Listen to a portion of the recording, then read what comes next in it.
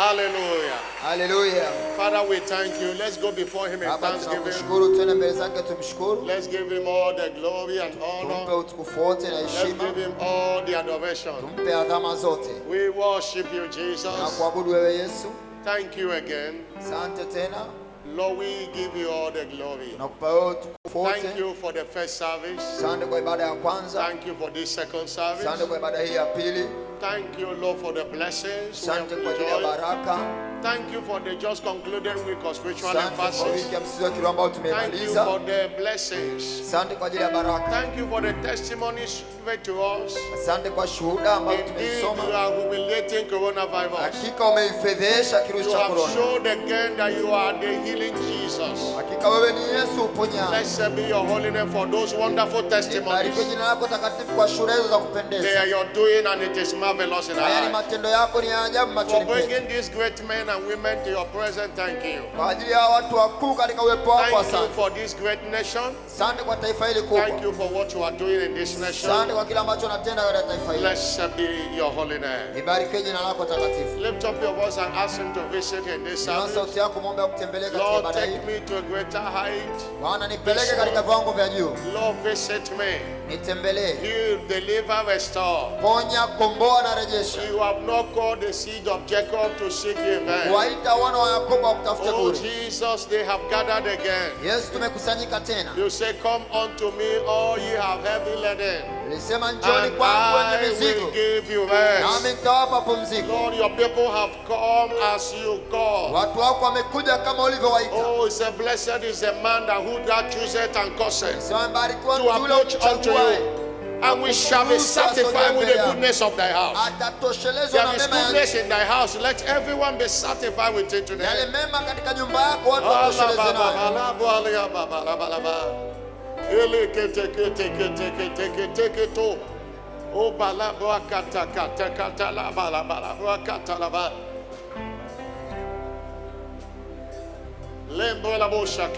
Is somebody praying? Is somebody praying this morning? Lekabo laba shakete kete la ayole kate kate shakata la balaba ebra kate kete le baba kabala busha laba ala baba bala brakate kate sokota laba alia baba leaka baba la balaba alabra shakiata la balaba lebo alia baba shalia baba. Send your word again to everyone today. Jesus, confirm your word in signs and wonders and diverse miracles. Oh, Yikabo Shalava. Thank you, Jesus. Wave your hand and appreciate him. Jesus, thank you. Visit your people. Oh, laba laba laba.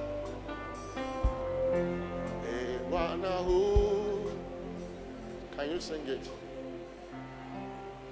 Kwa imani nisimame, nimane milima yote, Bwana unipandishe, Bwana uniinue.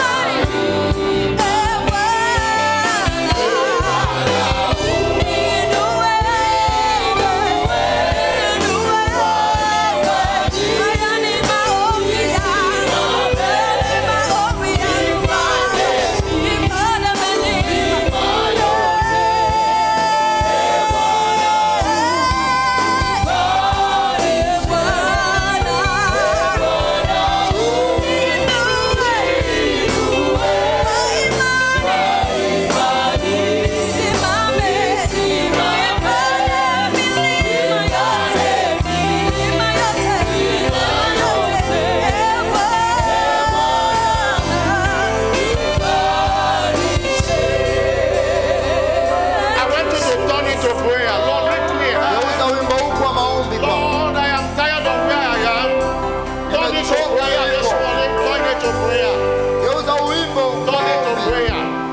God is taking you to a greater height. Bwana kupeleka viwango vya juu. Oh, Lord, lift me up and let me stand by faith on heaven tableland. Oh, Lord, I am free. Lord, I have found. Oh, Lord, plant my feet on a higher ground. God is planting your feet on a higher ground.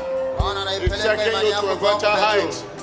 No more stagnation in your life. Hakuna kudumaa tena maishani Oh, mwako. in this month of the supernatural, Katika mwezi wa you uungu. are flying higher, higher, higher, higher, higher, higher. Juu. Maritally, financially, Kindoa, academically, kifedha, oh, in your kitaaluma. career, in every area of your life, is taking you higher and Anakupeleka higher viwango vya and juu. higher and Katika maeneo yote ya higher and maisha. higher and higher. Viwango vya juu. Thank you, Jesus. Asante Yesu. Blessed be your holy name. Barikiwe jina lako takatifu. Let him be so, Jesus, for your people this morning. Barikiwe watu. Blessed be your holy name. Barikiwe jina lako takatifu. In the name of Jesus Christ. Katika jina la Yesu Kristo. Somebody ready for the word, shout a louder Kama uko amen. tayari na neno, sema amina kubwa. Clap your hand for Jesus Pigie Christ Bwana Yesu Kristo makofi and have your seat in his presence. na uketi katika uwepo wake. We give God all the glory for this second service and for bringing you again to his presence. Nampa Mungu utukufu kwa ajili ya ibada hii ya pili, ni kwa kukuleta wewe tena katika uwepo wake. We thank God for the first service Nashukuru Mungu kwa ajili ya ibada ya kwanza. and we believe God he will do much more in this second service. Tunamwamini Mungu katika ibada hii ya pili atakutendea mengi zaidi. Just open your heart and receive the word. Wewe fungua tu moyo wako ulipokee neno. Encounter with the word is encounter with signs and wonders. Kukutana na neno ni kukutana na ishara na maajabu. Every miracle that is not founded in the word Kila muujiza ambao una msingi katika neno, is a fake miracle. huu ni muujiza ambao si halisi. Every miracle that is not founded in the word is Muujiza wote fake. ambao hujajengwa katika neno, Every genuine encounter with God through his word kila mguso wa kweli kwa Mungu kupitia neno is lake encounter with miracles, signs and ni wonders. kukutana na ishara, miujiza na maajabu. Open your heart and receive the word. Fungua moyo wako upokee neno. Any word you encounter Neno unalokutana nalo has a potential to produce a miracle for you. lina uwezo wa kukuzalishia wewe muujiza. Hallelujah. Haleluya. And God of heaven who brought you here today Mungu wa mbinguni ambaye amekuleta hapa leo will give you a miracle. atakupatia muujiza. Somebody say louder Sema amen. amina kubwa. Our prophetic focus is I am for sign and for wonders. Tamko letu la kinabii, mimi ni wa ishara na I ajabu. want you to declare it to yourself, I am Amka, for signs and sema wonders. mimi ni wa ishara na ajabu. Say I am for Sema signs and mimi wonders. ni wa ishara na ajabu. And we began a teaching in the first service Tulianza mafundisho kwenye ibada ya kwanza, titled Commanding the Supernatural.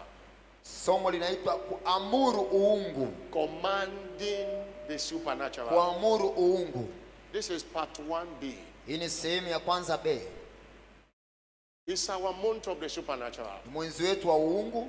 The major word in this teaching is the supernatural. Neno kuu katika mafundisho haya ni uungu. And let's be reminded Na tukumbushane it is the supernatural kwamba ni ule uungu that gives credibility to our Christian faith. ndio unaleta umaana katika imani yetu ya Ukristo. What makes us Christian Kinachotufanya sisi kuwa Wakristo is the fact that we operate at a different frequency ni ule ukweli kwamba tunatenda katika viwango vya tofauti, from the natural. tofauti na wanadamu wa kawaida. There is nothing natural about God. Hakuna cha kikawaida kuhusiana na Mungu. So, there should be nothing natural about us. Hivyo basi hakupaswi kuwepo hali ya kawaida kwetu sisi. Remember in John chapter 10 verse 6 to 8, Yohana 3:6 the mpaka Bible made 8. us understand that we are born of the Spirit, Ili natufanya kuelewa tumezaliwa kwa roho. and that makes us a spirit. Na hiyo inatufanya sisi kuwa ni roho. And verse 7, Mstari wa 7. verse 7, Mstari wa He 7. said, marvel not, I say unto you, that you must be born again. Nistaajabu napokuambia inabidi uzaliwe And mara ya verse 8, he pili. said, the wind bloweth where it listeth, Upepo uvuma upendako, that heareth the sound thereof, sauti yake waisikia, but canst tell when it cometh and when it goeth. lakini hujui unakotoka wala unakokwenda. So is everyone Kadhalika hali yake that is born of the Spirit. kila mtu aliyezaliwa kwa Roho. Hallelujah. Haleluya. I say hallelujah. Haleluya. You are living physically here on the earth, Unaishi kimwili hapa duniani, but not as an ordinary person, lakini unaishi si kama mtu wa kawaida, but as a spirit being. bali kama roho. Hallelujah. Haleluya. You might be natural in the eyes of people, Inawezekana ukaonekana wa kawaida machoni pa but watu, spiritually you are supernatural. lakini kiroho wewe ni wa kiungu. Hallelujah. Haleluya. But for this to be a reality in your life, Lakini ili jambo hili liwe halisi katika maisha you yako, must understand who you are. lazima ujielewe wewe ni nani. You must understand who you are. Lazima ujielewe wewe That ni is nani. the question of identity. Hilo ni swali la kutambua utambuzi wako. Do you know who you are in redemption? Unajitambua wewe ni nani, utambulisho wako katika wokovu. That salvation is not just a passage to eternity, Kwamba wokovu sio njia tu ya kuendea but there umilele. are things salvation brought to us. Kuna vitu wokovu imetuletea. One of them is our supernatural identity. Mojawapo ni ule utambulisho wetu wa kiungu. Anytime someone is born again, Mtu yote anapookoka, his identity changes from natural to supernatural. utambulisho wake unabadilika kutoka mtu wa kawaida kuwa He mtu wa kiungu. becomes the son of God. Anakuwa mwana wa Mungu. And that makes him whatever God is, that's what he is. Na hiyo inamfanya awe kama vile Mungu alivyo. But if he does not know it, Lakini kama hatambui hilo, if he does not understand it, kama haelewi hilo, he will be operating like any other person that is not born atakuwa again. anaishi na kutenda kama wanadamu wengine. That's why our teaching here, we try to answer some questions. Ndio maana masomo yetu hapa nataka kujibu Who baadhi ya am I? maswali. Mimi ni nani? Who am I? Mimi ni nani? John the Baptist was asked such question. Yohana Mbatizaji aliulizwa hilo swali. Who are you? Walimuuliza wewe ni nani? In John chapter 1 verse 19 to 23. Yohana The 1:19. Jews and the priests Wayahudi na makuhani sent people to ask John the Baptist, waliwatuma watu wakamuuliza Yohana Mbatizaji. say, who art thou? Wakamuuliza wewe unani? Verse 20. Mstari wa 20. He confessed and denied, saying, I am not the Christ. Naye alikiri wala hakukana kwamba I yeye sio can't Kristo. claim to be what I am not. Siwezi kujidai kuwa vile They ambavyo asked sivyo. him, what then if you are not the Christ? Wakamwambia kama wewe sio Kristo, Are you Elijah? wewe ni Elia. He said, I am not Elijah. Sasa mimi si Elia. Say, are you a prophet? Sasa wewe ni nabii yule? He said, I'm not. Akajibu a prophet." hapana. They said unto him, who art thou? Basi wakamwambia wewe unani? Why is the devil wanted to know who you are? Kwa nini shetani anataka kujua wewe ni nani? Because he deals with our ignorance. Kwa sababu anatumia ujinga wetu. If we don't know who we are, he start from there to operate. Kama hatujitambui basi anaingilia hapo kwenye ujinga na He said, kutenda kazi kwetu. that we may give answer to them that send Wakamwambia us. tuambie ili tujibu wale waliotutuma. What sayest thou of thyself? Tuambie wewe ni As a nani? child of God, what do you say about yourself? Kama mwana wa Mungu unajitamkia wewe ni That nani? is what matters in life. Hicho ndio cha muhimu katika Not maisha. what other people say. Sio kile ambacho watu wengine Not wanasema. what public opinion say. Sio maoni ya Not watu what they wengine. write against Sio you. kile wanachoandika kinyume What nao. do you say of yourself? Wewe unajizungumzia wewe ni nani? Whatever they call you does not matter. Kile wanachokuita wewe What haijalishi. matters is what you call yourself. Kinachojalisha ni namna unavyojiita They might wewe. call you a failure Wanaweza kuitwa mtu wa kushindwa because you experience some kind of failure. kwa sababu ulipitia hali fulani ya kushindwa, But you are not a failure lakini wewe sio mtu wa kushindwa until you call yourself a failure. mpaka utakapojiita mtu wa kushindwa. Failure is a thing, not a person. Kushindwa ni kitu, sio mtu. That you fail exam does not make you a failure Kushindwa kwako mtihani haimaanishi wewe kuwa ni mtu wa kushindwa until you call yourself a failure. mpaka utakapojiita kwamba What do you umeshindwa. say of Wewe yourself? unajitamkia wewe ni And John the nani? Baptist answered them, Yohana Mbatizaji akajibu, I am the voice of one sasa mimi ni sauti ya yule crying in the wilderness. aliaye nyikani. I came as a voice. Nilikuja kama sauti. Hallelujah. Haleluya. That is the question you must answer. Hilo ni swali ambalo unabidi ujibu. Who am I? Mimi ni nani? Who am I? Mimi ni nani? We have said in the first service, Tumeona katika ibada ya kwanza as a child of God, kama mwana wa Mungu that you are redeemed, umeokolewa a spirit being in human flesh. kuwa roho anayekaa ndani ya mwili wa kibinadamu. And I just read John chapter 3 verse 5 to 6 now. Nisoma ile Yohana He that is born 3:5 of the mpaka flesh 6. is flesh. Aliyezaliwa kwa roho And he ni that roho. is born of the spirit is spirit. Aliyezaliwa kwa mwili ni mwili, aliyezaliwa kwa roho ni And roho. what makes you a spirit? Nini kinakufanya wewe kuwa roho? Because salvation translates you Kwa sababu wokovu ulikuhamisha from natural to supernatural, kutoka kwa mtu wa kawaida kuwa mtu wa from being kiungu, a son of a man kutoka kwa mwana wa to a mwanadamu son of God. kuwa mwana wa Mungu. And who is your father? Na baba yako ni nani? According to John chapter 4 verse 24, Kupitia ile Yohana 4:24. he said God is a spirit. Sasa Mungu ni roho. If God is a spirit, Kama Mungu ni roho, like beget like. kitu kinazaa kile A spirit kinachofanana. cannot give back to a flesh. Roho haiwezi kuzaa mwili. The same way a goat cannot give back to a cow, Namna ile mbuzi hawezi kuzaa ng'ombe, and vice versa.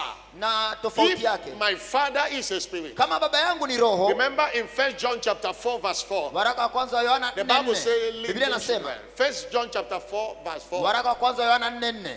he says, ye are of God, Ninyi mwatokana na Mungu, little children. watoto wadogo. By redemption, I am of God. Kupitia wokovu I natokana am na a Mungu. child of God. Mimi ni mwana The wa Bible Mungu. says, Biblia I inasema, am a joint heir with Christ. Mimi ni mrithi pamoja na That Kristo. Jesus Kwamba is Kristo not ashamed to call me haoni brethren. aibu kuniita mimi ndugu yake. Somebody shout hallelujah. Sema And haleluya. if I am a son of God, Kama mimi ni mwana wa Mungu and this God is a spirit, na Mungu huyu ni roho, I am a spirit hivyo basi mimi ni roho in a human flesh. katika mwili wa kibinadamu. Somebody shout hallelujah. Sema haleluya. I'm not hearing a bigger Sisikia hallelujah. haleluya kubwa. That understanding Huo ufahamu will help you command the supernatural outward. utakusaidia utende uungu, Will uamuru change uungu. your mentality. Kubadilisha ufahamu wako. In the school of the supernatural, Katika shule ya uungu, your mentality have to be altered. ule ufahamu wako inabidi Because ubadilishwe. until you think Kwa supernaturally, sababu usipowaza kiungu, you can't operate, you can't command the hauwezi supernatural. kutenda au kuamuru mambo Your ya kiungu. mentality have to change. Ufahamu wako, akili yako inabidi When your ibadilike. body is feeling somehow, Mwili wako unapojisikia you namna let your fulani, body know that you don't know me. inabidi I uambie am a mwili spirit. wako, A spirit being cannot be seen. uambie mwili kwamba mimi ni roho, roho haiwezi kuumwa. Somebody shout hallelujah. Sema haleluya. I'm not hearing a bigger Sisikia hallelujah. haleluya kubwa. That is the mentality that is needed. Huo ndio ufahamu unahitajika, Thinking like the spirit you are. kuwaza kama roho. Wewe ni roho, You don't think human, upasi kuwaza kibinadamu, you think spirit. unawaza kwamba wewe ni roho. And that will help you operate or command the Na hiyo supernatural. itakusaidia kutembea ama kuweza kuamuru mambo ya kiungu. Somebody shout hallelujah. Sema haleluya. Number 2, Namba 2, who am I? mimi ni nani? Who am I? Mimi ni nani?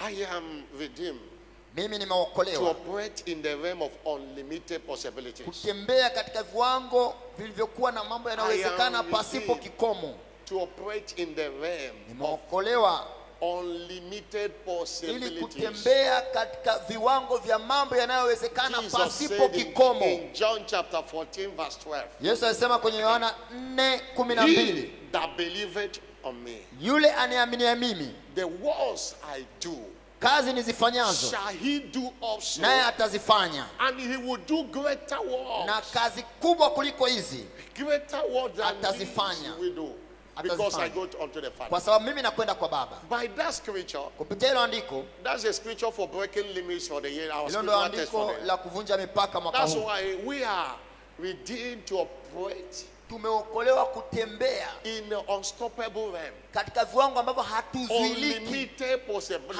hatuna mipaka, hatuwekewi Proverbs mipaka. chapter 4 verse 18 Mithali 4:18, said the path of the just njia ya mwenye haki is like a shining ni light kama nuru ing'aayo, that shine more inayong'aa and zaidi more. na zaidi. The more could have been more. Hiyo zaidi zingekuwa zaidi But nyingi because of pale, space, kwa sababu ya it's only two. nafasi, ndio maana imetajwa 2 hapa. As a child of God, Kama mwana wa Mungu, there should not be a better last year in your story. haupasi kuona mwaka There jana should not ulio be a bora better kwako. yesterday in your story. Hata jana haipasi kuwa bora kuliko leo katika Remember maisha yako. 2 Corinthians chapter 7 verse 18. Wakorintho wa 2 With 3:18, all, with open face, na sote kwa uso usiotoa beholding utaji, as in a glass tukimtazama kama vile the katika glory kioo of the Lord, ule utukufu wa Mungu, are changed into the same image, tunabadilishwa tufanane na mfano huo from huo, glory to glory. toka utukufu hata utukufu. We are redeemed to operate from glory to glory. Tumeokolewa ili kutembea toka utukufu kwenda utukufu mwingine, Unlimited possibilities. yaani mambo yanayowezekana pasipo kikomo. Somebody shout hallelujah. Sema haleluya. When you know these things, Unapotambua haya, your mentality changes. fahamu wako The unabadilika. way you think, Namna unavyowaza, from there, the way you talk. kuanzia hapo namna Because ya out of kuongea kwako. abundance of the heart, the man speaks. Kwa sababu katika ule utele wa moyo mwanadamu ndo ananena. Until your natural thinking is altered, it Mpaka will be difficult to command the supernatural. ni lazima kwanza ile akili yako ibadilike, la sivyo itakuwa ni ngumu kutembea katika uungu. One important thing is that the supernatural have to be commanded. Jambo lizuri ni hili kwamba uungu It's lazima no uamuru. wish. It's no wish. Sio kwamba It's unatamani mambo ya kiungu yatokee, unapaswa not a kuyaamuru. wishful thinking. Sio jambo la kuwaza You have to ukitamani. command it. Unapaswa kuamuru You wa don't uungu. wait for it. Au subiri utokee. You command it. Wewe ndio unaamuru uungu utokee. Isaiah 45 verse 11. Isaya 45:11. God said, concerning the anasema, work of my hand, Usiana kazi ya mikono yangu. command ye me. Niamuruni, Many are niagizeni. not seeing anything because they are not issuing a command. Watu wengi hawaoni kitu kwa sababu hawaamuru, hawaagizi. Many people understand what command is all about. You Kuamuru don't maana even, yake what you want, you just issue a command unachokihitaji to unatamka your kinakuwa. subordinate, and it happened the way you Kama issue a askari command. wanawatamkia wale wa chini yao wanakwenda kutenda sawa sawa walivyoagiza. You need to command the supernatural. Unahitaji kuamuru mambo ya kiungu. But the question, how do I command the Swali ni supernatural? je, na amuruje mambo ya kiungu yatokee? How do I command the supernatural? Na amuruje mambo ya kiungu? By the power of the word. Kupitia nguvu ya neno. By the power of the word of God. Kupitia nguvu ya neno la Mungu. The supernatural Uungu is the manifestation of the word ni ule udhihirisho wa neno we receive, tunalolipokea, we believe and obey, tunaloliamini na which kulitii, God confirmed into signs and wonders. ambalo Mungu analithibitisha kuwa ishara na ajabu. The summary of it is this: Ufupisho hili ni hivi: if you are not ready to receive the word, kama hauko tayari kupokea neno, you are not ready for signs and wonders. basi hauko tayari kuona ishara na maajabu. Hallelujah. Haleluya. Signs and wonders are raw confirmation of the word of God. Ishara na maajabu ni ule uthibitisho halisi wa neno la Mungu. Check the miracles done by Jesus. Ona ile miujiza ambayo alifanya Yesu, Is always as a result of obedience to the demands of scriptures. ile miujiza yote ilitokea kwa sababu ya utii wa Even maelekezo ya before maandiko. Jesus came, Hata kabla Yesu hajaja, how did the widow of Zarephath got miracle? yule mjane wa Zerifa alipataje By muujiza? obedience. Kwa kutii. Make for me first. Nifanyie mimi kwanza. Hallelujah. Haleluya. And that was all she did.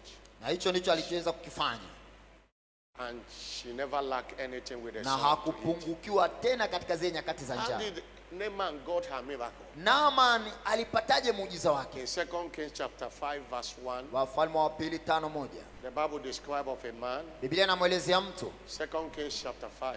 Wafalme wa pili 5. Now Naaman, a captain of the host Naaman, of kings of jemedali Syria, wa jeshi la Sham, was a great man alikuwa ni mtu mkuu, with his master, alikuwa na bwana wake pia honorable, wa kuheshimiwa, because by him the Lord have given deliverance unto kwa sababu Syria. kupitia yeye Mungu aliwaokoa Sham. He was a mighty man in valor. Alikuwa ni mtu hodari wa vita, But lakini that but today acts destroy every other thing they said. ile lakini inafuta zile sifa nyingine alizokuwa But nazo. he was a leper. Lakini ujemedari alikuwa mkoma.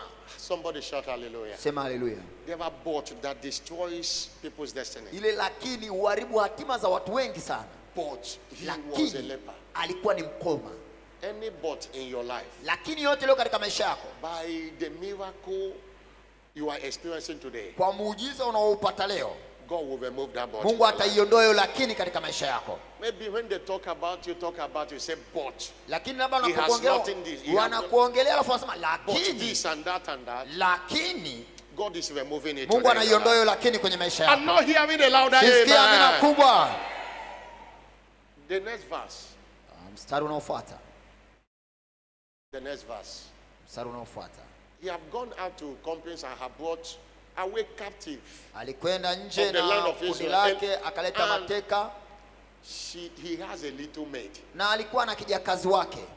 that was waited on Naaman's wife. Alikuwa anamhudumia mke wa And Naaman. that maid said to her Na yule mistress, mjakazi akamwambia mke that maid wa must be a Naaman. wonderful maid. Yule mjakazi ni mjakazi mwenye He said, akili. would God my Lord, ambia Mungu we wangu are with the prophet that is in Samaria. kwamba kwetu kuna Mungu na kuna For nabii he akae will Samaria. recover him of his leprosy. Yeye anaweza akamponya mumeo na huu koma. And one went in and told the Lord, saying, Na ule mke akaenda akamwambia yule God, Naaman, this is what your maid said. hiki ndiko mjakazi wako That amesema, if you can go to a prophet, kama unaweza kwenda kwa nabii, this shame will be avoided. hii aibu itafutwa.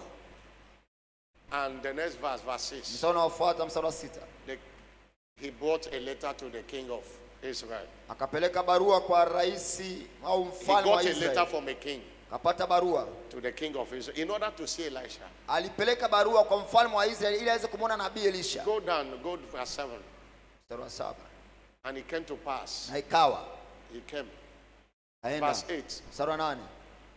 Elisha, the man of God, didn't see him.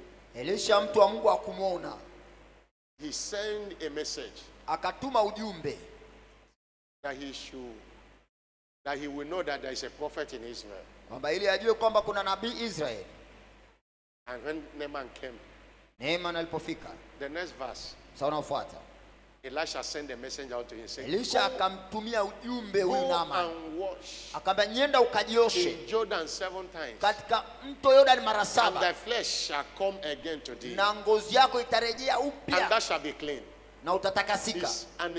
Is scriptural instruction. Alipewa maelekezo ya kimaandiko hapa. Naaman nearly missed it. Naaman nusura angepoteza He fursa. was angry. Alikasirika. That's why most instruction makes a lot of people angry. Ndio maana maelekezo mengi ya maandiko yanawakera wengi. He began to compare. Akaanza How kulalamika. can you tell me to go to Jordan? Ataniambia nikaoge katika mto Yordani. Jordan water is not clean. Maji ya Yordani wala sio masafi. Don't we have a clean water in Je, my hatuna maji masafi kule Sham? He didn't want to go. Hakutaka kwenda. The maid say again, Yule kijakazi akamwambia Master, tena, had he told you something greater je, than this? ungeambiwa jambo Will you kubwa not do it? usingelifanya? And they talk sense into him. Hiyo ikamfanya afikiri vizuri And he went na akaenda and dipped himself as instructed. akajidumbukiza mara 7 kwenye mto kama alivyoelekezwa, And miracle was born. na muujiza ukazaliwa. Somebody shout hallelujah. Sema haleluya. If he didn't obey that word, Kama akutii hilo neno, he will not see the miracle. singeona muujiza. The reason you are not seeing miracles, Sababu signs ya and wewe wonders, kutokuona muujiza is disobedience. ni kuasi, You are kutokutii. only looking for scripture to claim, but not Unatafuta obey. tu yale maandiko ya kudai hii ni ahadi yangu, wala hutaki kutii maelekezo yake. The Bible is 75% instruction Biblia ni 75, asilimia 75 ni maelekezo and 25% promises. na asilimia 25 ni ahadi. Those who are not ready to obey the instruction Wale ambao wako tayari kutii maelekezo are not ready for the blessings, for the miracles behind those scriptural instructions. wanakuwa hawako tayari kupata miujiza ambayo inapatikana na hayo maelekezo yaliyoelekezwa. Comparing this Naaman story to the story in John chapter 9, Tukichukua Reading hizi from verse 1 habari to ya 9. Naaman tukilinganisha na hii habari ya Yohana Jesus huko sprinkled and anointed somebody with clay sura ile ya 9, Yesu Verse 8. alimpaka mtu and said, matope, go to the pool of Siloam akamba nyenda katika boa la Siloamu, and watch.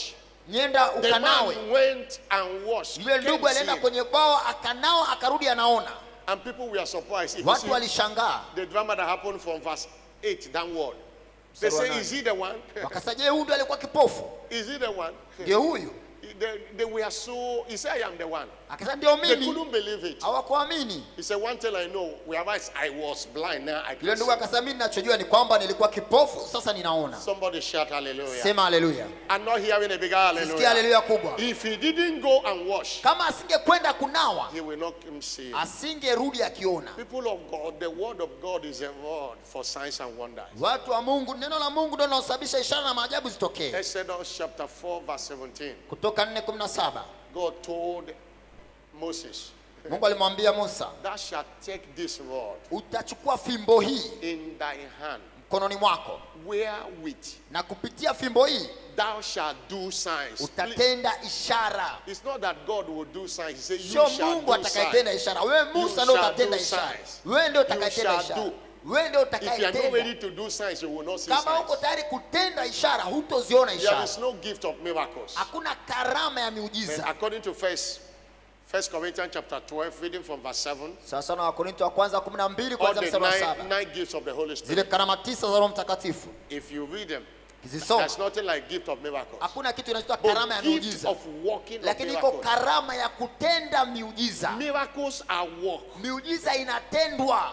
Miracles are walk. Miujiza And inatendwa. the word of God is the Lord Na neno la Mungu ndio for fimbo walking miracles. inayotumika kutenda miujiza. Somebody shout hallelujah. Sema haleluya. I'm not hearing a bigger Sikia hallelujah. haleluya kubwa. I'm not hearing a bigger Sikia hallelujah. haleluya kubwa. You see the testimony we read in the first service. Naona ule ushuhuda tuliosoma kwenye ibada ya kwanza. Somebody that was in the isolation center for coronavirus. Alikuwa amejitenga karantini kwa ajili ya Said, do corona. you have anointing oil here? I said, no. Alimuuliza una mafuta matakatifu? Said, do you Akasema have a hapana. cream? Ama una He cream? said, I came with a cream. Asa nilikuja na cream ya kujipaka. Presented the cream as an anointing oil. It Akaichukua was ile blessed. cream kama ni ndio mafuta matakatifu And sasa. used the cream as an anointing oil. Akatumia ile cream There's kama always, anointing oil there's au mafuta always a matakatifu. move by a man Wakati wote mwanadamu anabidi achukue that hatua provoke God's move for a miracle. inamfanya Mungu naye atende kwa upande wake. Somebody shout hallelujah. Sema haleluya. Somebody might be sick, Mtu anaweza kuwa mgonjwa but he's too big to use the anointing oil. lakini ana kiburi sana hataki He's kutumia too big mafuta for the matakatifu. communion. Ana kiburi sana hataki He comes kutumia to ushirika church and go. He mtakatifu. doesn't even believe it. He doesn't even believe Wala it. hata amini mafuta matakatifu wala ushirika mtakatifu. Miracles are work Miujiza inatendwa by raw obedience of the word. kupitia kutii neno kikamilifu. That is the only way to command the supernatural. Hiyo ndio njia pekee ya kuamuru au You know kutenda mambo ya that kiungu. God's word is powerful. Unajua neno la Mungu lina nguvu. God's word is so important to God that according to Psalm 138 verse 2, Neno la Mungu ni la muhimu sana kwa Mungu, ndio maana ile Zaburi ya the Bible 138 says, mstari wa pili. God magnify his Biblia word inasema Mungu amelikuza sana jina above lake. all his name. Amelikuza neno lake kuliko hata jina lake. Whatever God is, that is what his word is. Namna ile Mungu alivyo ndivyo neno lake lilivyo. In John chapter 1 verse 1 and 2, Yohana in moja the mpaka beginning mbili. was the word, Mwanzo and the kulikuwa kuna word neno. was with God, Neno alikuwa na and the Mungu. word was God. Na neno alikuwa ni The Mungu. word was God. Neno alikuwa Mungu. That's why you can't engage the word and fail. Ndio maana huwezi You kulitumia neno can't na engage the ukashindwa. word and not see miracle. Hauwezi kulitumia neno na usione You muujiza. can't pray the word and not be Hauwezi answered. kuomba kupitia neno na Because usijibiwe. the integrity of God is at the back of Kwa his sababu ule word. uaminifu wa Mungu uko katika Heaven and neno earth lake. can pass away, but Mbingu na nchi for the zinaweza word kupita, for the word not to fail. lakini neno haliwezi kupita wala kushindwa. Somebody shout hallelujah. Sema haleluya. The reason you see Sababu what you are seeing in the commission, unaona haya, unaona katika huduma, we are rooted in the kwa word. sababu tuna msingi katika neno. We are rooted in the word. Tuna msingi katika neno. Nobody is disturbing anybody. Hakuna anayemsumbua yoyote. We speak the word. Tunatamka neno. God always confirm the Mungu word. wakati wote anathibitisha neno. Somebody shout hallelujah. Sema haleluya. Over 21 cases of coronavirus have been healed. Kuna watu zaidi ya To 21 the ministry of the wameponywa word Bishop corona Oyedepo is preaching. kupitia neno ambalo mtumishi wa Mungu askofu The one analihubiri. read to us today was a doctor from Germany. In Ule the ushuhuda first service. tuliosomewa jana ni We daktari saw a kutoka doctor Germany. from Burkina Faso. Kuna daktari kutoka All of them Burkina Faso. connected to the word. Wote walijiunganisha na neno. Somebody shout Sema hallelujah. haleluya. I'm not hearing a bigger Sikia hallelujah. haleluya kubwa. I heard God's servant on Friday Nilisikia say mtumishi wa Mungu Ijumaa over akisema, 21 have been healed. Watu zaidi ya The one 21 that have wamepona. recorded. Yaani The zile one that shida have ambazo brought it and said, zimepelekwa kwa This uthibitisho is my kabisa testimony. kwamba huu ni ushuhuda wangu, niliponywa By the corona word. kupitia neno. by the word. Kupitia neno. Somebody shout hallelujah. Sema haleluya. Because God will always confirm his Wakati word. wote Mungu atathibitisha People of neno God, lake. if you must command the Kama supernatural, unataka kuamuru mambo ya kiungu, go for the word. liendee neno. Encounter with God through his word will always result to miracles, signs and Kukutana wonders. na Mungu kupitia neno lake wakati wote itakuletea ishara, miujiza na maajabu. That's why you need Ndio maana unahitaji more insight from the word. kupata ufahamu kutoka kwenye neno. You need to read more. Unahitaji kusoma You need to zaidi. study more. Unahitaji kujifunza neno la Mungu You need zaidi. to meditate the word Unahitaji more. kutafakari neno la Mungu zaidi. And more importantly, Na cha muhimu zaidi, don't just keep it in your heart. sio tu kuliweka neno moyoni, Speak the word out. litamke neno litoke moyoni The lidhihirike. declarations we made are rooted in the word. Yale matamshi tunayotamka yana mzizi katika neno. Rooted in the word. Yana mzizi katika neno. The word of God will always attract God's attention. Neno la Mungu wakati wote sababisha Mungu aingilie kati. Somebody shout hallelujah. Sema haleluya. I'm not hearing a bigger Sikia hallelujah. haleluya kubwa. That is why as a commission and as a pastor, Ndio maana kama huduma na kama mchungaji, when there is a challenge, kunapokuwa na changamoto, when there is a challenge, a member have a challenge calling you, the first thing you are taking is a word. cha kwanza unachowaza unapoletewa changamoto ni neno. And second thing you are taking, Cha pili unachowaza the book that can help that person out. ni namna ya kumsaidia huyo mtu. loaded with the word. ukiwa And we na are seeing neno. recommending books to people after they finish reading, they say, I got my miracle from this book. Kuna vitabu tuliwapendekezea watu Because the wavisome, word baada ya cannot kusoma wakapata uponyaji wao. Somebody shout hallelujah. Sema haleluya. Many people have laid hand on you, lay leg on you. You fall down 100 times, and when you still know yourself, no miracle happen. Watu wengi wamekuwekea Because mikono, there's no umedondoka routine mara nyingi, unapoamka hakuna muujiza wote You still uliotokea. go back tomorrow because it's Bado not rooted unamwendea anywhere. tena akuombee tena, kwa sababu hakuna mzizi katika neno. Stand up on your feet. Simama kwa miguu yako. Lift up your voice and appreciate. Simama kwa miguu yako, inua sauti yako, mshukuru Mungu. Somebody bless, shout hallelujah. Mbarikiwa, sema haleluya. Somebody bless, shout a bigger Sema hallelujah. haleluya kama mbarikiwa. Lift up your voice and appreciate Inua Him. sauti yako sasa, mshukuru Mungu. Oh, you are commanding the supernatural this month more than ever Unaamuru before. uungu mwezi huu, tusimame juu wote. The grace to be a student of the word. Neema ya kuwa mwanafunzi wa neno. The more insight you have in the word, the more your command. Ule ufahamu unaokuwa nao katika neno The more unakuwezesha insight. kuamuru zaidi. The more insight you have in the word, the more your command in the Kadiri supernatural. unapokuwa na ufahamu zaidi ndio unaweza kuamuru mambo ya Father, kiungu. thank you for your word. Thank Baba, you first for asante His kwa neno word. lako. Thank Mshukuru you Mungu for kwa ajili ya the neno. word. Mshukuru He Mungu, inua provided sauti His word yako. for us to operate in the Mshukuru Mungu kwa supernatural. neno. Father, thank you for your word. Baba, asante kwa neno. We bless your holy name. Tunalibariki jina lako takatifu. We give you all the glory. Tunakupa utukufu We wote. give you all the honor. Tunakupa heshima. We celebrate your holy name. Tunaisherehekea jina lako takatifu. Lord, give me the grace Baba, nipe neema to be studious. ya kuwa Grace to mwanafunzi, be a student of your ya word. kuwa mwanafunzi wa neno Grace to lako. go after your word. Neema ya kuliendea Grace neno. of obedience to your word that will Neema ya result to signs kulitii and neno wonders and lako miracles. litakaloletea ishara, miujiza na Lord, give maajabu. me that grace Nipatie hiyo neema to go after the word. Grace ya for, to kuliendea go neno, after more insight in the ya word. kupata ufahamu zaidi katika neno. Lord, give me that grace. Bwana, naomba hiyo neema. Oh, yakatesho labra kateshelia bababa. Oh, yakaba lekata shalabalabalaba. Leakaba basholobolia balaba. In Jesus' glorious name. Katika jina tukufu la Yesu. Somebody shout a bigger Sema amen. amina kubwa. One of the instruments Mojawapo ya zana of miracles, signs and wonders ya kutendea ishara, miujiza na maajabu is the communion. ni ushirika mtakatifu.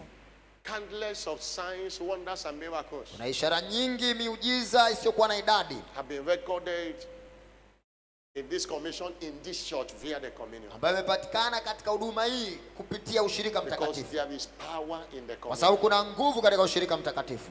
Communion is not a doctrine of any church. Ushirika mtakatifu sio tu desturi ya kanisa It fulani, was not initiated by any church. haijaanzishwa tu na mwanadamu yoyote. Jesus himself initiated Yesu it. mwenyewe ndo alianzisha mwili na damu ya In Yesu. Matthew chapter 26, verse 26 and to 28. Mathayo 26, 27 mpaka 28. When they were eating, Walipokuwa wakila, Jesus took bread Yesu alitoa mkate, and blessed it akaubariki, and break it akaumega, and gave to the disciples akawapa wanafunzi wake. and said, take it, this is my Sema, body. twaeni mle, huu ni mwili wangu. He took the cup also Akachukua na kikombe pia, and gave thanks akashukuru, and gave it to them, akawapatia, saying, drink ye all of it. akasema, nyweni katika hiki, This is my blood hii ni damu yangu, of the New Testament, damu ya agano jipya, which is shed for many for the remission of mwagikao kwa sin. ajili ya wengi kwa ajili ya ondoleo la dhambi.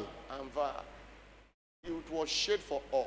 Damu hili mwagika kwa ajili ya wote. Hallelujah. Haleluya. He said, and I say unto you, I will not drink henceforth of this fruit of the wine until that day when I drink it new Aliwaambia, with you in sitakunywa my Father's tena kingdom. mvinyo wa mzabibu mpaka siku ile nitakapokunywa katika ufalme wa baba Somebody yangu. shout hallelujah. Sema haleluya. And you know the power in this. Na unajua nguvu iliyopo katika hili.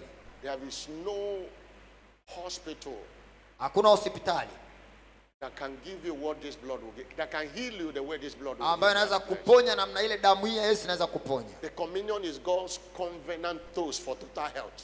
Ushirika mtakatifu ni njia ya kiagano ya This Mungu kwa ajili ya is an uponyaji. avenue we assess the life of God. Ni jukwaa ambalo tunalitumia kupata ule uzima wa kimungu. In John chapter 6 verse 56, Yohana one of the places 6 mstari wa where we read in our 56. call to worship, Tuliposoma katika wito wetu he wa said, he kuabudu. that eateth my flesh Aulai mwili wangu and drinketh my na blood kunywa damu yangu, dwelleth in me. ukaa ndani yangu, He have access in me. anapata nafasi ya I kuingia ndani yangu, also dwell in him. nami ninakaa ndani yake. Hallelujah. Haleluya. And verse 57. Mstari wa 57.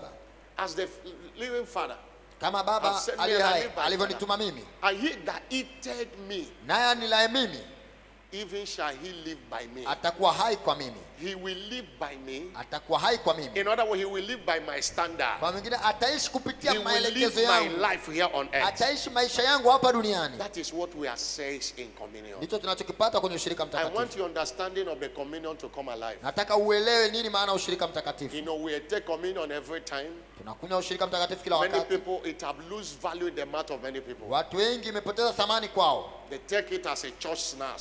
Wanakula tu kama kitu cha kawaida, Church vitafuna vya bites. kawaida. It doesn't make any meaning to them because they don't have understanding of what they carry. Hawaweki ule umaana ama ule uthamani kwa sababu hawaelewi imebeba nini. You are witnesses Nyinyi ni mashahidi of the testimonies that have come out of this communion, wa shuhuda ambazo zimepatikana kupitia ushirika mtakatifu, including healing of coronavirus pamoja na uponyaji wa kirusi cha corona by the communion. kupitia ushirika mtakatifu. Praise the Lord. Bwana asifiwe. All it takes is your faith. Kinachohitajika hapa ni imani yako. Your faith need to be strong Imani yako inahitaji kuwa imara on the mystery of the communion. kupitia hii siri ya ushirika Your mtakatifu. faith, Imani yako, your faith. imani yako. Romans 14:27 say, Warumi 13:23. anything that is not done in faith Chochote ambacho hakifanyiki kwa imani is a sin. ni dhambi. If you eat and doubt it, Ukila ukiwa na shaka, you will not get the virtues it carries. hautapata nguvu iliyoko ndani yake. Somebody shout hallelujah. Sema haleluya. Faith makes it work. Imani inasababisha ilete Secondly, matokeo. you must not take the communion in sin. Cha pili, usishiriki ushirika mtakatifu ukiwa na dhambi. That is what the Bible calls unworthily. Hicho ndicho maandiko yanaita kutostahili. Unworthily. Kutostahili. The name is called Holy Communion. Huu unaitwa ni ushirika mtakatifu. Your holiness, when it matches with the Holy Communion, it will Ule deliver to you. utakatifu wako unapoungana na ushirika mtakatifu ndio unakuletea matokeo. Verse 27, 1 Corinthians 11. Wakorintho wa kwanza 11. Whosoever shall eat this bread Yote atakayekula mkate huu and drink this cup of the na Lord kunywa kikombe hichi cha Bwana unworthily. isivyo stahili. Can you give me an NLT version of verse 27? Tuweka hiyo tafsiri. Because most time King James he use big English. King James mara nyingi inatumia tafsiri Oh, this ngumu. one use unworthily also. But give me a NIV. A NIV. A NIV. New Living Translation. Therefore, whosoever eat this bread and drink of the Lord Yote. unworthily manner Atakayekunywa na kula katika namna isiyo stahili will be guilty of atakuwa sinning na against the hatia body and the blood of ya Jesus. kutenda And he won't dhambi get anything. dhidi ya mwili na damu ya Yesu. Go back to NLT. Weka NLT. NLT. New Living Translation. Anyone who eats this bread or drink Yote this aulaye cup of mwili the huu na Lord kunywa kikombe hiki, unworthily, that person isivyo is stahili. guilty of sinning against the blood inamaanisha mtu huyo sasa ana hatia ya kutenda dhambi dhidi ya mwili and verse 28. na damu ya Yesu. Mstari wa Verse 28. 28. Mstari wa 28. That is why you should examine yourself Ndio maana lazima mjichunguze kwanza before eating the bread, kabla ya kula mkate before drinking the au cup. kabla ya kula mwili na kunywa damu ya Yesu. Praise the Lord. Bwana asifiwe. I'm not hearing a louder Sisikia amen. amina kubwa. The communion is a cup of blessing. Ushirika mtakatifu ni You know kikombe that there's a cha baraka. blessings in the communion. Kuna baraka katika ushirika mtakatifu. 1 Corinthians 10 verse 16. Wakorintho wa kwanza 10:16. The cup of blessing. Kikombe kile cha baraka. The cup of blessing which we Kikombe kile cha bless. baraka tukibarikicho. Is it not the communion of the blood of Christ? Yesu ushirika wa damu ya Kristo. The bread which we break. Mkate ule tu umegao. Is it not the communion of the body of Yesu Christ? ushirika wa mwili wa Kristo. Verse 21. Mstari wa 21. Therefore, you cannot drink the cup of the Lord Hivyo upasi kunywa kikombe cha Bwana and the cup of devils. na ukashiriki kikombe cha You mashetani au cannot be meza ya partakers mashetani. of the Lord's table. If you are not, you cannot be partakers of the Lord's table Hauwezi kushiriki meza ya Bwana and of the table of na ukashiriki meza ya mashetani wachawi. devils. You can't be here and be here. Hauwezi kuwa hapa na wakati huo uko upande mwingine. Make up your mind. Fanya maamuzi. There are things you take that neutralizes the communion in your body. Kuna vitu ukivitumia vinasababisha ushirika mtakatifu usitende kazi katika mwili wako. God will give you understanding. Mungu atakupa uelewa. Have your seat. Keti tafadhali. Somebody shout hallelujah. Sema haleluya. Somebody shout a bigger Sema hallelujah. haleluya kubwa. If the communion is not working for you, Kama ushirika ukuletee matokeo, examine yourself. jichunguze, jitafakari. Judge yourself. Jitafakari mwenyewe. These things work. Ambaye anatenda kazi. Communion is a mystery that works. Ushirika mtakatifu ni siri iletao matokeo. Hallelujah. Haleluya. I say hallelujah. Haleluya. Somebody's here who wants this communion to work at all times. Kuna mtu yuko hapo anataka ushirika mtakatifu kuletea matokeo Or wakati you are wote. not giving your life to Jesus. Na unataka kumpa Yesu maisha yako. Or you have done that before but something happened, you shifted Au uliokoka kitu katokea to the ukarudi other nyuma side and you want to return. na unataka kurejea kwa Yesu. You want to return. Unataka kurejea kwa Yesu. Two set of people I pray for you now. Haya makundi mawili ya watu nataka kuyaombea. First, those who want to Kundi surrender. la kwanza wale wanaotaka kuokoka kwa mara ya Surrendering kwanza. to Jesus give you access to the virtues the communion carries. Unapojisalimisha kwa Yesu ndio sasa ushirika mtakatifu unaweza kutenda kazi kwako. And those who want to rededicate their life to Na wale Jesus. ambao wanataka kutengeneza maisha yao na Yesu. In whichever way you fall, Ikiwa upo kwenye makundi haya mawili, wherever you are seated, now put your hand on your chest. On your popote stomach. ulipokuwa umekaa, weka mkono wako kifuani. You want to surrender, put your hand on your chest. Unataka kusalimisha maisha yako kwa Kristo, weka mkono wako And you kifuani. want to rededicate your Wewe life. unataka kuokoka, weka mkono wako kifuani. Put your hand on Uliokoka your chest. ukarudi nyuma, unataka kutengeneza na Yesu, I weka want pia to mkono pray wako for you kifuani. now. Just Nataka put it nikuombee. and still be on your seat. Weka mkono wako kifuani, unataka kuokoka. Uliokoka ukarudi nyuma, sasa unataka utengeneze na Yesu, And take weka mkono wako kifuani. another step by standing up from your seat. Chukua hatua ya pili sasa, simama juu. Stand up on your feet. Simama juu kwa miguu yako. If you put your hand on your chest, Wewe stand up uliweka on- mkono kifuani, tafadhali simama juu. God bless you, brother. Mungu akubariki You kaka. put your hand on your chest, stand up on your feet. Simama juu, uliweka mkono kifuani. Wewe unataka kuokoka, simama juu. Stand up on your feet. Uliokoka ukarudi nyuma, unataka kutengeneza na Yesu, pia simama juu. And come forward here. Let me pray for you. Njoo hapa mbele nikuombee. Come, let me pray. Njoo hapa mbele. God Wewe bless you. unataka kuokoka, njoo mbele. If you are here, join this brother. Let's pray Kwa for hapa you. unataka kuokoka, ungana na huyu ndugu. God bless you for your sincerity. Mungu akubariki kwa ukweli wako. If you are there, whether you are seated in the gallery or here, you want to do that, come forward. Popote ulipokaa huko unataka kumpokea Yesu, tafadhali njoo mbele. Come and join this wonderful brother, Njoo ungana na huyu kaka wa kupendeza hapa mbele. and your life will never remain the same. Maisha yako yatabaki kama yalivyokuwa. Your life will never remain the same. Maisha yako yatabaki kama yalivyokuwa. God bless you. Pray this prayer after me. Fuatisha haya maneno. Say, Lord Jesus, Sema, Bwana Yesu, I come to you this morning. ninakujia asubuhi ya leo. Forgive me my sin. Nisamehe dhambi zangu. Wash me by your blood. Nioshe kwa damu yako. I know you died for me. Najua ulikufa kwa ajili yangu. On the third day you rose again, Siku ya tatu ulifufuka that I might be saved. ili mimi niokolewe. Today, Leo I receive you ninakupokea wewe as my Lord and personal Savior. kama Bwana wangu na Mwokozi wangu. Come into my life Ingia katika maisha yangu. and take your place in my life. Chukua nafasi yako katika maisha yangu. I declare today I am now born again. Natamka leo kwamba nimeokoka. Jesus, Yesu, thank you asante for saving my soul. kwa kuokoa nafsi yangu In Jesus' name. katika jina la Yesu. Let the church shout a louder Kanisa amen. liseme amina kubwa. May I request in your seated position, stretch forth your hand and pray for Kwa you. umeketi, hebu mnyoshe mkono umwombee. You have come here unashamedly to receive Jesus. Amekuja hapa bila aibu kabisa Jesus, kumpokea bless Yesu. him. He said, if anyone is in Christ Jesus, Yesu alisema mtu akiwa ndani ya he's Kristo, a new creature. yeye ni kiumbe kipya. All things are passed away Mambo ya kale and yamepita, everything becomes new. yote yamekuwa mapya. Father, a new beginning today. Mwanzo mpya kwake I leo. cover him with the blood of Mfunika Jesus. kwa damu ya Yesu. Let the grace that saved him be with him. Neema iliyokuwa He imehifadhi. will not go back to sin. He will not go Hatarudi back tena to katika Satan. dhambi na katika Satan, dunia. take your hand off Shetani, him toa mkono wako and katika everything that maisha concerns him. na kila kitu He's kinahusiana na yeye. returning with testimonies of Atarejea na Jesus ushuhuda in Jesus' name. katika jina la God Yesu. bless you. Mungu akubariki. Open your eyes and follow Fungua our macho church yako, officers. tazama upande wa kushoto, Everybody kuna stand mtumishi up wa on Mungu, your feet. mfuate. Kila mmoja sasa tusimame kwa I miguu want you yetu. to pray your heart. Wote tusimame, omba kutoka moyoni. What do you desire from the communion? Unatamani nini kutoka kwenye ushirika mtakatifu? Lift up your voice and pray now. Na sauti yako omba. Stretch forth your hand and pray. Jesus, Elekeza mkono connect wako your kwenye healing ushirika to the mtakatifu, communion. omba. There is a healing virtue in the communion Kuna that nguvu you ya need. uponyaji katika ushirika Let the mtakatifu. communion still work. Wahudumu wa There is ushirika a waje. healing virtue in the Kuna communion. nguvu ya uponyaji Take katika your ushirika. healing now, and anything you desire. The blood of Jesus, the Bible says we overcame by the blood Bila sawa wakamshinda Of the kwa Lamb. damu and by the word of our testimony. na kwa neno la ushuhuda. Lift up your voice and pray. Inua sauti yako You are omba. praying for yourself. Wapo unajiombea wewe. Command the supernatural. He said, concerning the words of my hand, command ye me. Kuhusiana na maneno Command yangu, your testimonies. amuru Command ushuhuda. your miracles. Amuru muujiza wako. Miracles are not accidental occurrences. Miujiza haitokei tu kwa They are bahati. deliberate acts of Ni God. matendo ya makusudi Provoked yanayoyatenda by Mungu desperate faith of the saints. kupitia imani ya watakatifu. Provoked by desperate faith of the Kupitia saints. imani ya watakatifu. Let your faith be on high. Imani yako iwe juu. Jesus, I have my healing in this Yesu, nina communion. uponyaji As I wangu. partake of your flesh and blood, Naposhiriki mwili na damu yako. anything my heavenly Father have not planted in Chochote my ambacho system, baba yangu wa let it be mbinguni rooted up. hajapanda. As I partake of this communion, Naposhiriki ushirika huu. Jesus, healed your people. Yesu, ponya watu wako. Jesus, deliver your people. Wakomboe watu wako. Let the burden be lifted.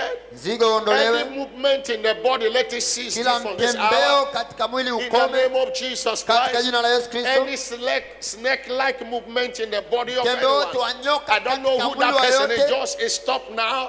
Hiyo It's hali stop ikome. now. It's stop Ikome now. sasa. In the name of Jesus Katika Christ jina of la Yesu Nazareth. Kristo. That sickness that have stayed long there. Huo ugonjwa uliokaa kwa The muda blood mrefu. of Jesus is against you. Damu ya Yesu iko Lose kinyume your nawe. people over her. Mwachie In the name of Jesus katika Christ. jina la Yesu Kristo. Is somebody praying at all? Kuna mtu anaomba. Let there be instant healing testimonies. Let there be instant healing testimonies. Kuwepo na shuhuda za Let there uponyaji. be instant healing testimonies. Shuhuda za Let uponyaji. there be instant healing Kuwepo na testimonies. shuhuda za Let uponyaji. there be instant healing Kuwepo na testimonies. shuhuda za Let there uponyaji. be instant healing Kuwepo na testimonies. shuhuda za Let there uponyaji. be instant healing Kuwepo na testimonies. shuhuda za uponyaji. Oh, libalabalaba. Anything that have made anyone here to be stagnated, Chochote sababisha yote to be hapa crawling duniani. on the floor, Jesus is destroyed. Yesu By this anakiharibu. communion, by your blood, Kupitia ushirika huu na move kwa us damu to a yako. greater height. Tupeleke kwenye Move viwango us to vya a juu. greater height. Move us Tupeleke to a kwenye greater viwango vya height. juu, tupeleke kwenye viwango vya juu. Eko takabalaba. So shall it be. Ndivyo itakavyokuwa. In Jesus' glorious Katika name. jina tukufu la Yesu. Jesus, Yesu, the communion is set, ushirika umeandaliwa. and we bless it and call it your flesh Na and ubariki, your blood. tunauita ni mwili na damu yako. It's a communion of miracles, signs, and Ni wonders. ushirika wa miujiza, ishara na maajabu. Diverse healing miracles. Ponyaji Lord, let it happen for every utokee partaker. kwa kila mshiriki. As our faces are different, our challenges are Kama vile different. nyuso zetu ni Our tofauti, desires are changamoto zetu ni za tofauti, Meet everyone at the matamanio point yetu of ni ya his or her tofauti. desire. Kutana na Via hitaji la this kila communion mmoja. today. In the name of Jesus. Katika jina la Yesu. Wipe away those tears. Ondoa hayo machozi. Lord, put a smile in the face of Weka every partaker. tabasamu katika nyuso za kila Let mmoja. that symptom disappear this hour. Dalili hizo zitoweke. Let that sickness be destroyed Huo now. ugonjwa In uharibiwe. the name of Jesus Christ Katika of jina la Yesu Nazareth. Kristo wa Nazareti. So shall it be. Ndivyo itakavyokuwa. It is blessed. Umebarikiwa In the name of God the Father, kwa jina la Mungu and of Baba, the Son, and of the Holy Spirit. Mwana na Mungu Roho And Mtakatifu. as you partake of it, Unaposhiriki you shall return with testimonies. tarejea uko na ushuhuda In Jesus' name. katika jina la Yesu. Amen. While you continue in that song, let's Kwa take tuendelee it. na ule wimbo. Birakomoka No. Egwana hu. mbeleni na endelea, ninazidi kutembea, maombi yasikie, e Bwana nipandishe, e Bwana Inue kwa imani, haleluya.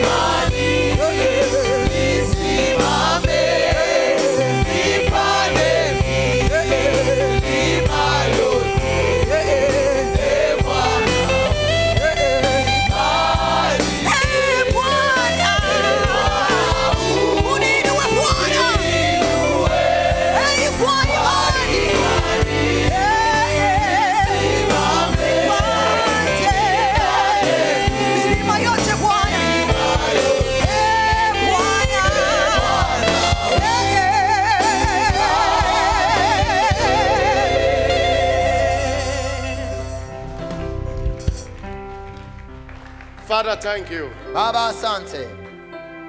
Stand up on your feet. Simama kila mmoja. Receive your healing now. Pokea uponyaji wako sasa. Receive your healing now. Pokea uponyaji wako. Receive your healing now. Pokea uponyaji wako. Receive your healing now. Pokea uponyaji wako. Anyone here sick, I curse that sickness from his root Aliyemgonjwa na now. laani wa ugonjwa. The Bible says your body is a temple of the Holy Biblia Ghost. inasema mwili wako ni hekalu la Roho Mtakatifu. You are bought with a price. Umenunuliwa kwa gharama. Therefore glorify God in your body Hivyo mtukuze Mungu katika and mwili your wako spirit which are God. na roho yako ambayo ni mali ya No Mungu. devil has a power to afflict you. Hakuna shetani mwenye nguvu ya kutesa That wewe. sickness in your body is an illegal occupation. Huo ugonjwa kwenye mwili wako ustahili kuwepo. And I drive that sickness out of Na your body uondoe now in the ugonjwa name of mwilini Jesus mwako kwa Christ. jina la Yesu. Receive your healing miracle Pokea now. muujiza wako wa uponyaji In the name of Jesus katika Christ. jina la Yesu Kristo. So shall it be. Ndivyo itakavyokuwa. Somebody shout a louder amen. Sema amina kubwa. We are going to praise him now. Naenda kumsifu Mungu. Exodus chapter 15 verse 11. Kutoka 15:11.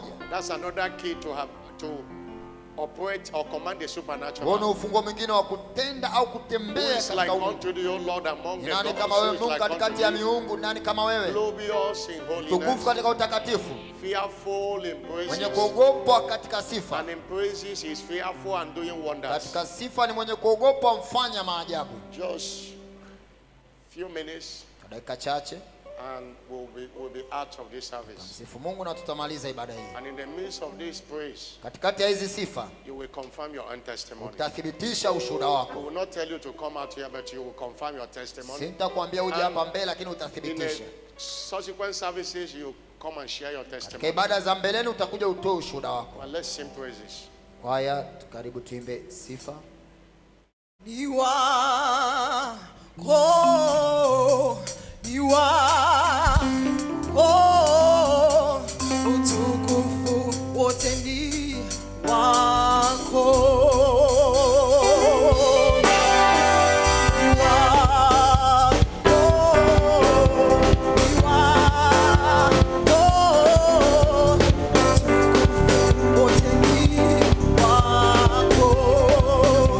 Ni wako, ni wako, ni wako. Hallelujah.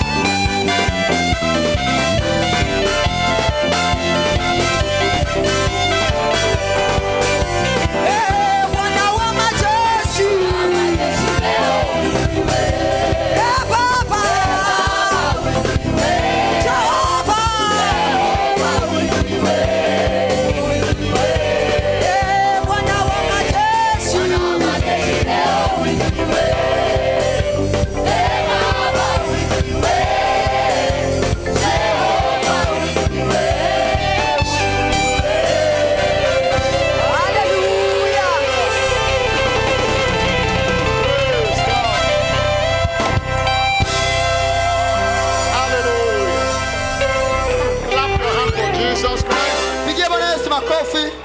Your testimony shall be permanent in the name Shuhuda of zako Jesus zitakuwa Christ. za kudumu katika jina la Yesu. Please have your seat before we close.